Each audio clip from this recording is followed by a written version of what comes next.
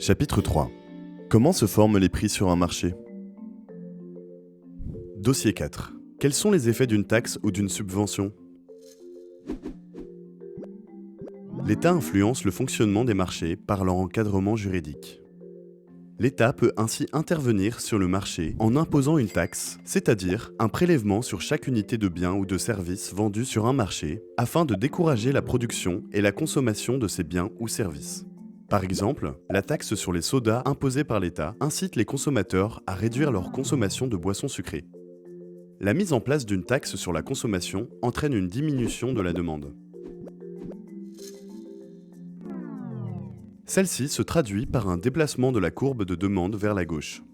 À offre inchangée, la quantité échangée sur le marché est plus faible.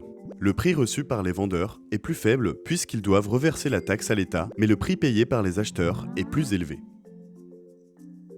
L'État peut aussi mettre en œuvre une subvention, c'est-à-dire verser une somme pour chaque unité de biens ou de services vendus sur un marché, afin d'encourager la consommation ou l'investissement dans d'autres biens ou services.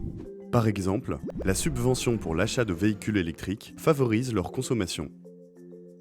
La mise en place d'une subvention à la consommation entraîne une augmentation de la demande. Celle-ci se traduit par un déplacement de la courbe de demande vers la droite. À offre inchangée, la quantité échangée sur le marché est plus grande et le prix d'équilibre plus élevé.